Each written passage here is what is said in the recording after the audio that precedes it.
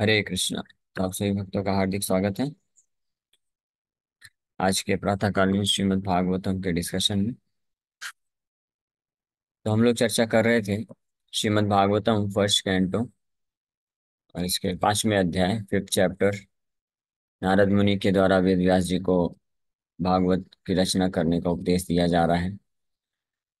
इसके श्लोक संख्या 13 नंबर श्लोक पे कल हम चर्चा कर रहे थे, जिसमें वेद व्यास जी को नारद मुनि कह रहे हैं, अथो महाभाग भवान मोघदृक् शुचिश्रवा सत्यरतो धृतव्रतः उरुक्रमस्याखिलबन्धमुक्तये समाधिना अनुस्मर तद्विचेष्टितम्। समाधिना अनुस्मर तद्विचेष्टितम्। ये पूर्ण रूप से उनके चरण कमलों में आश्रय लेते हुए और इस प्रकार से स्मरण अपने हृदय में उनको धारण करके तद विचेष्टितम उनके दिव्य क्रियाकलापों का आप वर्णन करिए। क्यों? क्योंकि आप महाभागा हैं, ग्रेटली फॉर्चुनेट, बहुत बड़े सौभाग्यशाली हैं। आप अमोघ दृक हैं, शुचि श्रवा हैं, आपकी ख्याति जो है परम पवित्र है। यहाँ तक हमने कल चर्चा किया था। शुचि श्रवा, शुचि मतलब पवित्र, और श्रवा मतलब ख्याति।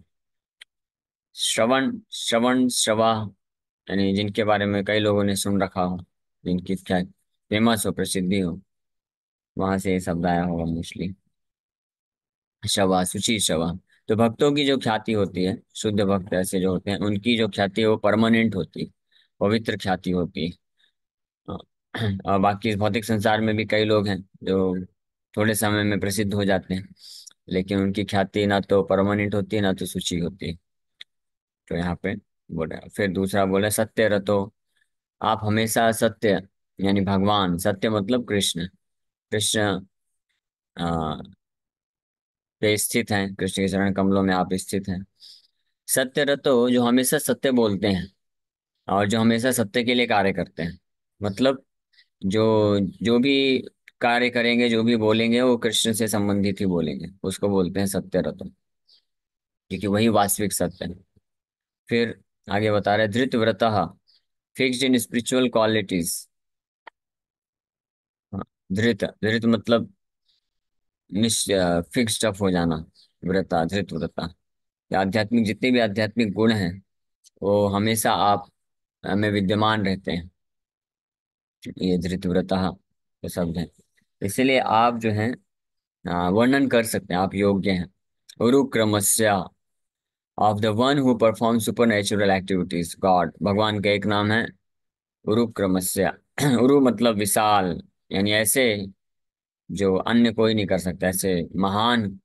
क्रमस्य मतलब कार्य, ऐसे महान कार्यों को जो भगवान करके दिखाते हैं, जो कोई साधारण व्यक्ति नहीं कर सकता है, कोई भी व्यक्ति नहीं कर सकता है। सुपर नेचुरल एक्टिविटीज, जैसे 7 वर्ष की आयु में गोवर्धन पर्वत उठा दिए, एक टेबल भी आज नहीं उठा पाएगा कोई।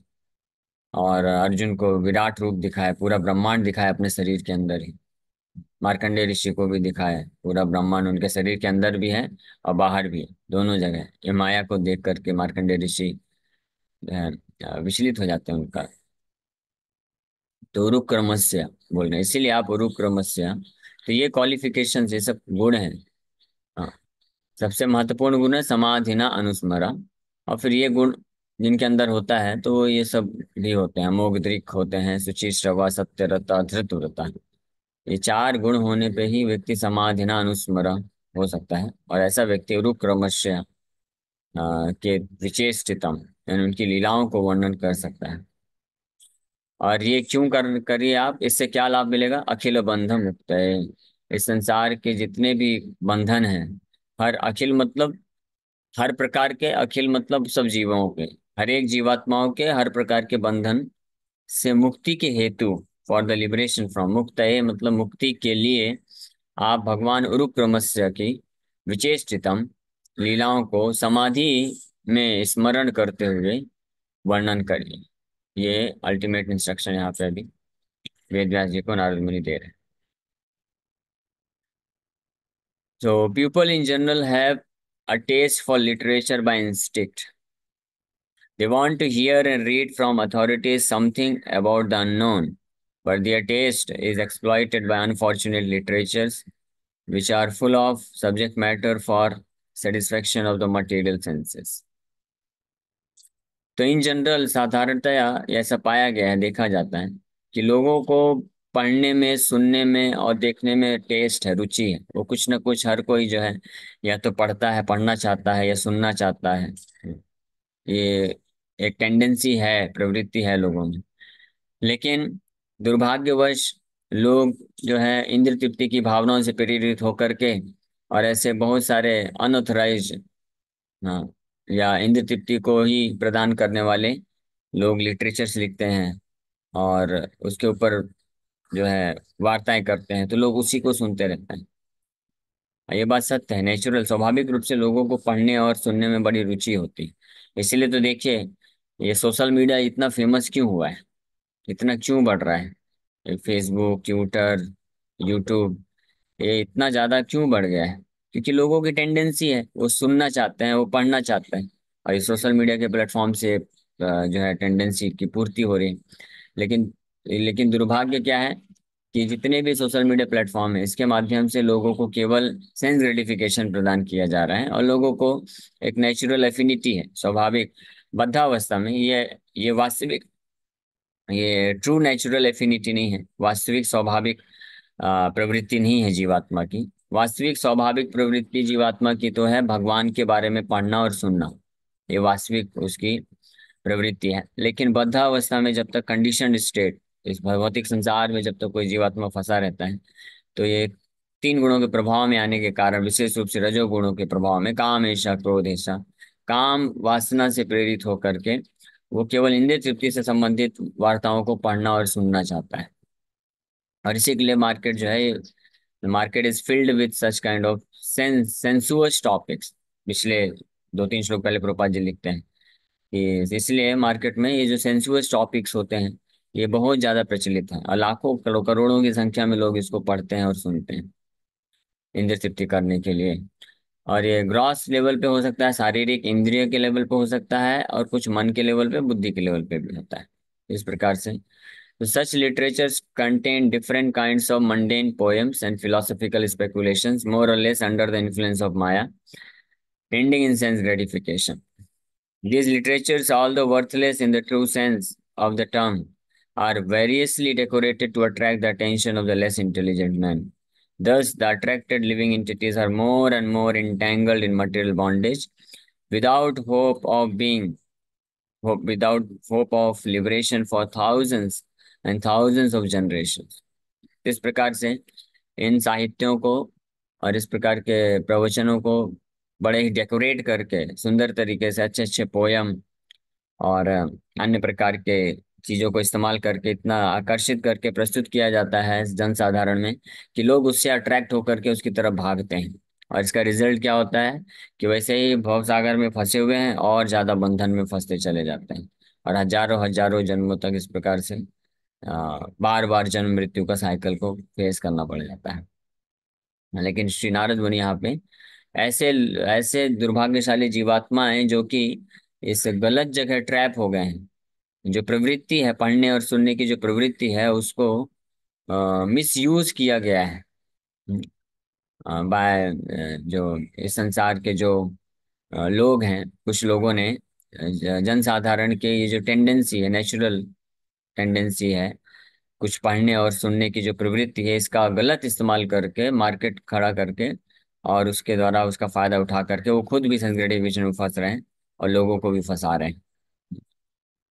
लेकिन नारद मुनि चाहते हैं इसलिए कि उरुक्रमस्य अखिल बंध मुक्त है, कि आप भगवान उरुक्रमस्य के बारे में, यानी भगवान कृष्ण के बारे में, उन लीलाओं का वर्णन करिए, तो अखिल बंध मुक्त है, ताकि संसार के जो लोग हैं जो फंसे हुए हैं इस सेंसुअस टॉपिक्स में, सेंस ग्रेटिफिकेशन, इंद्रिय तृप्ति को बढ़ावा देने वाले सब्जेक्ट मैटर को पढ़ने और सुनने में, उससे वो मुक्त हो सकें।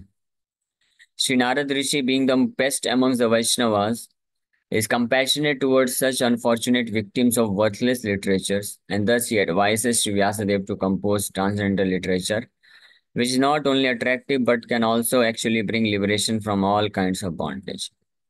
इसलिए नारद मुनि, क्योंकि परम वैष्णव है, बेस्ट अमंग द वैष्णवास, शुद्ध भक्तों में सर्वश्रेष्ठ हैं, तो उनके हृदय में कंपैशन है, दया है हम सब जीवात्माओं के प्रति, जो कि हम फंस चुके हैं ऐसे यूजलेस, वर्थलेस, व्यर्थ साहित्यों को पढ़ना और सुनने में, जिसके कारण हम भवबंधन में फंसते जा रहे हैं। तो ऐसे जीवात्माओं को मुक्त करने के लिए, अट्रैक्ट करने के लिए और से संसार से मुक्त करने के लिए वेद व्यास जी को प्रेरित कर रहे हैं कि आप इस अद्भुत दिव्य ग्रंथ की रचना करिए।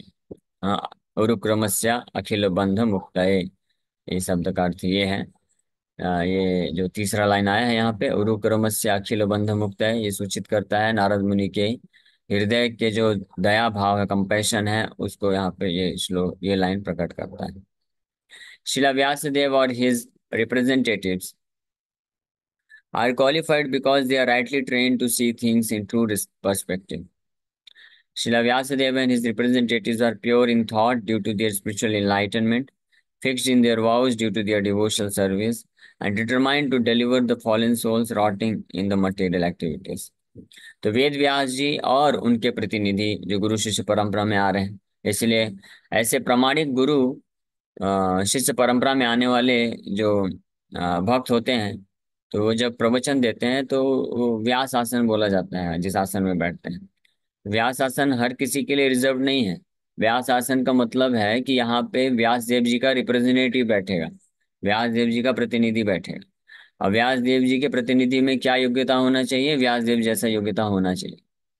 हाँ, यानी यथारूप, कम से कम व्यास देव जी को यथारूप जो है वो जो प्रस्तुत कर रहे, वो योग्य है उनका प्रतिनिधि। क्योंकि प्रतिनिधि का मतलब ही होता है, जो जिसका प्रतिनिधि होता है उसी का प्रोडक्ट सेल करना चाहिए ना। अभी जैसे कोई कंपनी है, अ, कोई भी कंपनी है, तो उसका जो प्रोडक्ट है, तो उसका जब कोई रिप्रेजेंटेटिव होता है, कहीं पे जाता है मार्केटिंग करने के लिए, तो प्रोडक्ट सेल करने के लिए, तो उसी का प्रोडक्ट सेल करना चाहिए ना। तो किसी दूसरे कंपनी का प्रोडक्ट नहीं सेल कर सकता है। दूसरे कंपनी का प्रोडक्ट सेल करेगा तो फिर तो वो उसका रिप्रेजेंटेटिव नहीं हुआ। हाँ, वो तो फिर धोखा हो गया। तो इसी प्रकार से जो व्यास आसन में बैठते हैं उनको व्यास देव जी का रिप्रेजेंटेटिव होना चाहिए, यानी व्यास देव जी जो बता रहे हैं वही प्रस्तुत करना चाहिए शुद्ध भक्ति को। आपको अगर कुछ और प्रस्तुत करना है तो आप व्यास आसन में मत बैठिए, अपना अलग से कोई आसन बना लीजिए। ये कल शाम को हम लोग इसके ऊपर चर्चा कर रहे थे कि अगर आपको अपना विचार को प्रस्तुत करना है, हाँ, निराकार निराकार सिखाना है, ये कर्म ज्ञान योग ये सब सिखाना है, तो गीता को फिर मत प्रचार प्रसार करिए, गीता का इस्तेमाल मत करिए। उसी प्रकार से भागवत व्यास आसन में बैठ के भागवत का प्रचार प्रसार मत करिए, अगर आप शुद्ध भक्ति नहीं देना चाहते हैं तो। लेकिन जो व्यास देव जी का ट्रू रिप्रेजेंटेटिव, वास्तविक प्रतिनिधि होता है, वो क्या करता है? वेद व्यास जी जैसे यहाँ पे उरुक्रमस्य अखिल बंध मुक्तये, सभी जीवात्माओं को मुक्ति के हेतु भगवान कृष्ण के बारे में बताता है, उनकी भक्ति को सिखाता है। वो वास्तविक जो है रिप्रेजेंटेटिव होता है। और ऐसे रिप्रेजेंटेटिव के क्या गुण होने चाहिए?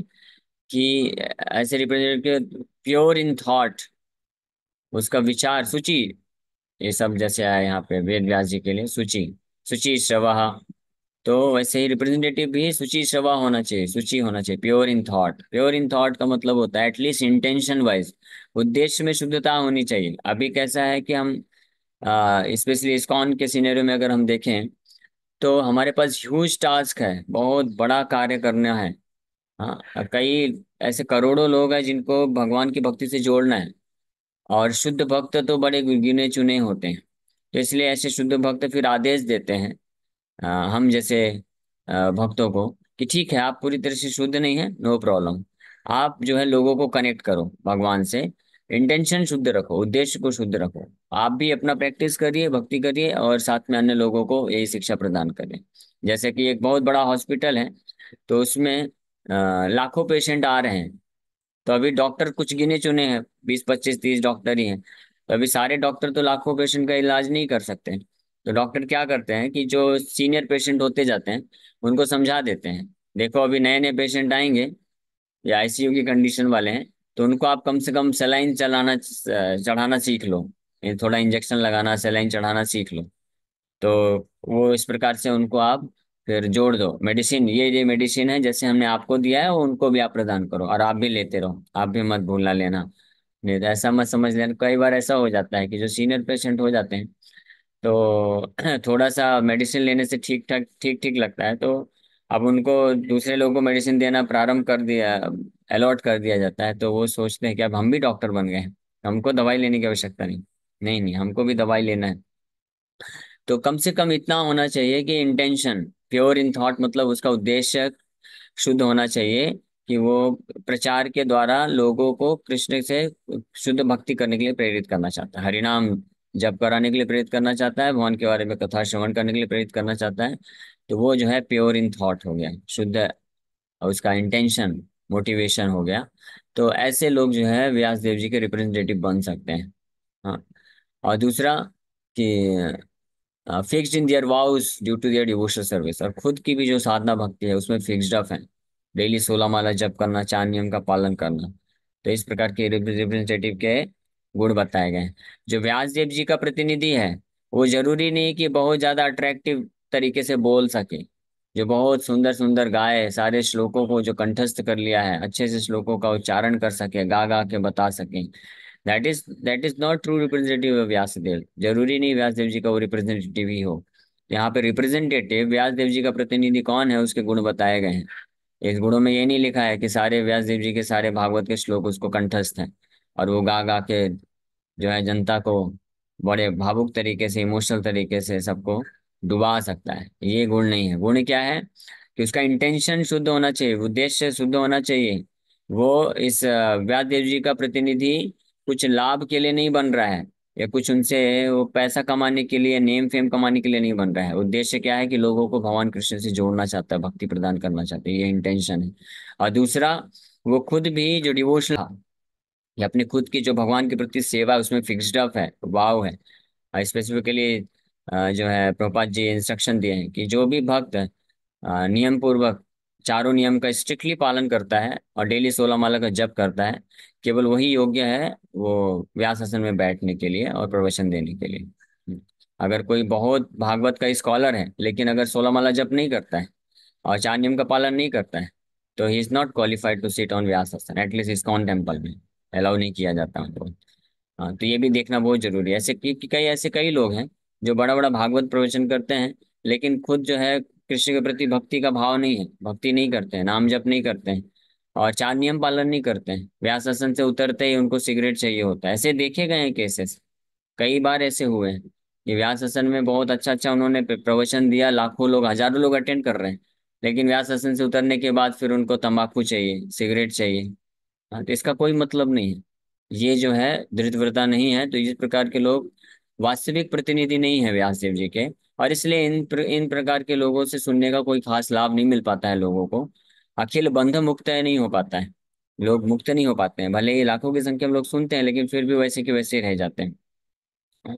तो ये दूसरा गुण बताया गया, fixed in their vows due to their devotional service. And तीसरा है determined to deliver the fallen souls rotting in material activities. उद्देश्य क्या है कि संसार में जो लोग फंसे हुए हैं मटेरियल एक्टिविटीज, भौतिक कार्यकलाप में, भौतिक अ, आसक्तियों में, तो उससे उनको निकालने का डिटर्मिनेशन रहता है, दृढ़ निश्चय रहता है। तो इसलिए वो केवल ऐसी बातें नहीं करेंगे भागवत की कि जिसमें लोगों को मनोरंजन मिले। हाँ चलो रासलीला चर्चा करते हैं, कृष्ण राधा रानी गोपियां कैसे कैसे लीलाएं कर रहे हैं यमुना तट पे, बस ये लीलाएं नहीं कर बोलते हैं, या केवल बाल्य लीला, कृष्ण माखन चोरी कर रहे हैं अपने सखाओं के साथ, ये बस नहीं बताते हैं। लोगों को मनोरंजन कराने का उद्देश्य नहीं होता है। व्यास देव जी का जो असली प्रतिनिधि होता है उसका क्या डिटर्मिनेशन होता है, निश्चय होता है कि जिन लोगों तक भी व्यास देव जी का भागवत का मैसेज पहुंचाना है मुझे, तो उन लोगों को इस भौतिक संसार के प्रति जो आसक्ति है उसको नष्ट करना है, जो पाप करने की प्रवृत्ति है उसको नष्ट करना है। उन लोगों को शिक्षा देना है कि आप ये पापमय कार्य को छोड़िए, 4 नियमों का पालन करिए और भगवान के लिए समर्पित होइए, भगवान का नाम जप करिए, भौतिक कार्यों को छोड़ना। ये जो है ये भी व्यास देव जी के प्रतिनिधि का कार्य होता है। तो ये 3 गुण बताए गए हैं कौन व्यास देव जी का वास्तविक प्रतिनिधि है। और ऐसे प्रतिनिधि जब व्यास देव जी के आशीर्वाद से और पूरे गुरु गुरु परंपरा के आशीर्वाद से जब वो लोग प्रचार करते हैं तो इसका प्रभाव पड़ता है, और लोगों में फिर ये कृष्ण के प्रति भक्ति विकसित होती है, वो लोग पाप से मुक्त हो पाते हैं धीरे धीरे, और धीरे धीरे वो शुद्ध भक्ति के मार्ग में आगे बढ़ते हैं। The fallen souls are very eager to receive novel informations every day, and the transcendentals like Vyasadeva Narad can supply such eager people in general with unlimited news from the spiritual world. In the Bhagavad Gita, it is said that the material world is only a part of whole creation, and that this earth is only a fragment of the whole material world. तो in general साधारण लोगों को ये बड़ी इच्छा रहती है कि वो न्यूज़ सुनना चाहते हैं, कुछ नया नया, नया नया सुनना चाहते हैं। हर कोई इच्छुक है कि कुछ नया नया हमको न्यूज़ न्यूज़ मिले। हाँ, लेकिन सबसे असली न्यूज़, अच्छी न्यूज़ तो कहाँ है? भगवान के धाम से मिलती है, भगवान के भक्ति के बारे में, भगवान के बारे में जो है वही वास्तविक न्यूज़ है। इस भौतिक जगत का जो न्यूज़ है वो न्यूज़ नहीं है, वो ओल्ड है, कुछ भी न्यू नहीं है।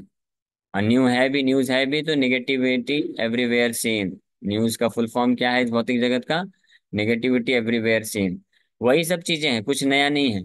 आप कोई भी न्यूज़पेपर पढ़िए, टीवी चैनल न्यूज़ खोल के सुनिए, यूट्यूब, ट्विटर, फेसबुक, जिसमें भी है न्यूज़ पढ़ते रहिए, आपको यही चार चीज मिलने वाली है। घूम फिर के यहीं पे आता है कि कहीं पे किसी का मृत्यु हो रहा है, किसी का क्राइम हो रहा है, किसी का रेप हो रहा है, किसी का ओल्ड एज के कारण कोई बीमारी है, और कोई कहीं पे डकैती हो रहा है, चोरी हो रहा है, घोटाला हो रहा है, यही सब न्यूज़ मिलता है। घूम फिर के यही जो चार समस्याएं हैं, जन्म मृत्यु जरा व्याधि, इसी के ऊपर तो चर्चाएं होती हैं। फ्लेवर अलग अलग होता है, कवरिंग अलग अलग होता है। हाँ, लेकिन ये वास्तविक न्यूज नहीं है। वास्तविक न्यूज जो है भगवान और भगवान से संबंधित वार्ताओं से प्राप्त हो सकता है। शिला भक्ति सरस्वती ठाकुर डेली एक मैगजीन निकालते थे, नदिया प्रकाश करके मैगजीन का नाम था। तो एक बार एक व्यक्ति ने पूछा कि आपके पास इतना सब मटेरियल कहाँ से आता है भगवान के बारे में, कि आप डेली मैगजीन निकाल देते हैं, डेली एक मैगजीन निकालते हैं। शिला भक्ति सरस्वती ठाकुर बोले कि डेली क्या, हर सेकंड भी अगर हम दर्जनों मैगजीन निकालेंगे ना तो भी कम पड़ेगा आध्यात्मिक जगत के न्यूज़ को बताने के लिए, इतना ज्यादा है। हाँ, वो बोले कि ये कलकत्ता शहर में थे, तो कलकत्ता शहर एक छोटा सा शहर है, पूरे ब्रह्मांड में असंख्य ग्रह हैं, उसमें एक छोटा सा पृथ्वी है, छोटे से पृथ्वी में एक छोटा देश भारतवर्ष है, ऐसे सैकड़ों देश हैं, और उस भारतवर्ष में एक छोटा सा शहर कलकत्ता है। तो उस कलकत्ता के न्यूज़ को बताने के लिए यहाँ पे दर्जनों न्यूज़पेपर हैं डेली जो छपते हैं। तो हम जो चर्चा कर रहे हैं, और ये पूरा भौतिक जगत, तो आध्यात्मिक जगत का केवल 1/4 है। तो हम आध्यात्मिक जगत का न्यूज़ देना चाहते हैं, तो वो तो और ज्यादा है, एक सेकंड में दर्जनों न्यूज़पेपर दिए जा सकते हैं। लेकिन अनफॉर्चुनेटली कस्टमर नहीं है हमारे पास पढ़ने के लिए। हमारे पास इंफॉर्मेशन नॉलेज तो बहुत है, वैदिक शास्त्र वास्ट है, भरे पड़े हैं, एक जीवन भी कम पड़ जाएगा समझने के लिए, एक जीवन क्या, सैकड़ों जीवन भी कम पड़ जाएगा। ये जैसे श्रीमद् भागवत हम लोग कथा करते हैं डेली, तो ये भागवत ग्रंथ में हम लोग बिल्कुल सार शॉर्ट में कर रहे हैं। ये शॉर्ट में कथा करने में भी हमारा एस्टिमेशन है कि कम से कम 50 साल लगने वाला है इस भागवत को, ये कथा को भागवत कंप्लीट करने में। 50 साल का हिसाब किताब है लगभग। और ऐसे ये एक ग्रंथ है, इसके ऊपर फिर कई महान आचार्यों ने फिर इस भागवत ग्रंथ पे टीकाएं लिखी हैं, फिर और भी बहुत सारे षट गोस्वामी लिटरेचर है, कितना कुछ है। और ये भागवत ग्रंथ को भी अगर कोई अच्छे से समझना चाहता है, प्रभुपाद जी एक लेक्चर में बताते हैं कि कम से कम एक श्लोक को समझने के लिए 1 महीना देना पड़ेगा। 1 महीने तक एक श्लोक में जो डीप गहराई में ज्ञान है, तो वो 1 महीने तक भी चर्चा किया जा सकता है। तो इस प्रकार से 18,000 श्लोक है, तो 18,000 महीने, 1,500 साल, केवल एक भागवत ग्रंथ को कम से कम समय अगर चाहिए तो 1,500 वर्ष लगेगा इसको समझने के लिए अच्छे से। तो आप सोच सकते हैं कि ऐसे फिर कितने सारे पुराण हैं, उपनिषद हैं, और फिर हमारे आचार्यों ने उसमें जो टीकाएं लिखी हैं, अपने साक्षात्कार को प्रस्तुत किया है, षट गोस्वामी लिटरेचर्स हैं। जीव गोस्वामी ने अकेले 4 लाख श्लोक लिखे हैं। तो ये कितना न्यूज़ है, सब बहुत बहुत भरा पड़ा है। लेकिन अनफॉर्चुनेटली, दुर्भाग्यवश, लोगों के पास 700 श्लोक का गीता पढ़ने का समय नहीं है। बोलते हैं गीता लेके जाओ, बोलते हैं हमारे पास समय नहीं है। 700 श्लोक का गीता भी नहीं पढ़ सकते हैं लोग। भगवान इतना दया करके कि ठीक है, आपको लाखों लाखों श्लोक पढ़ करके निष्कर्ष तक पहुंचना ना पड़े, मैं आपको डायरेक्ट जो है दे देता हूँ पूरे वेद का, पूरे वैदिक शास्त्रों का निचोड़ में लाके 700 श्लोक में दे देता हूँ, उसको कम से कम आप ले लो। लेकिन वो भी दुर्भाग्यवश लोग नहीं पढ़ पाते हैं। तो अगर किसी को ये हैंकरिंग है, ये इच्छा है कि हमको नया नया कुछ जानना है, नया नया न्यूज़ चाहिए, तो मोस्ट वेलकम, भागवत ग्रंथ से उसको नया नया चीज मिल जाएगा यहाँ पे। और और अगर कोई व्यास देव जी, नारद मुनि के जैसे शुद्ध प्रतिनिधि हैं, तो उसको अच्छे तरीके से प्रस्तुत करके उसको प्रदान कर सकते हैं, उस नए नए न्यूज़ को जिसका हम लाभ उठा सकते हैं अपने वास्तविक जीवन में। भौतिक संसार का जो न्यूज़ है वो तो कोई काम का नहीं है, वो बस केवल टाइम पास करने के लिए होता है। आपने भौतिक संसार का न्यूज़ सुना 1 घंटे 2 घंटे 3 घंटे, आपके प्रैक्टिकल जीवन में क्या प्रभाव पड़ा? कोई लाभ नहीं मिला, बल्कि हानि होती है। ये भौतिक संसार के न्यूज़ को सुन करके हानि होती है, क्योंकि जो लोग अभी तक अपराध पाप करना नहीं सीखे थे, तो इस आजकल फेसबुक यूट्यूब मीडिया के थ्रू पूरे विश्व के कोने कोने में कैसे लोग पाप कर रहे हैं वो बताया जाता है। क्योंकि ज्यादातर न्यूज में क्या है, मोर देन 98 98 9% क्या है, यही सब चीजें, नेगेटिविटी एवरीवेयर सीन। तो जो लोग पाप करने के लिए थोड़ा संकुचित थे, डरे हुए थे, अब उनको भी बल मिल जाता है कि देखो वो व्यक्ति ने ऐसा कर दिया तो मैं भी कर सकता हूँ। तो लोगों को पाप करने के तरीके सिखाता है ये जो मटेरियल न्यूज है, social media, specially social media, movies, news, Facebook, ये सब। तो इसलिए लाभ ना होने की बजाय बल्कि हानि ही होता है। लेकिन जो आध्यात्मिक न्यूज है, भागवत है, इससे हमको वास्तविक न्यूज मिलता है, वास्तविक लाभ मिलता है। हम भव भवबंधन से मुक्त होते हैं या अनर्थों से मुक्त हो पाते हैं और भगवान का आश्रय प्राप्त कर पाते हैं। ठीक है, इसी के साथ और शुद्धिकरण, प्यूरिफिकेशन टू, जितेश को सही बोल रहे हैं, ये शुद्धिकरण होता है इस न्यूज को पढ़ने से सुनने से। और भौतिक न्यूज को पढ़ने सुनने से केवल और केवल और हृदय अशुद्ध हो जाता है, अपवित्र हो जाता है। इसलिए जो बुद्धिमान होते हैं वो लोग भागवत क्लास अटेंड करते हैं, बाकी लोग क्या करते हैं आप जानते हैं। हरे कृष्णा।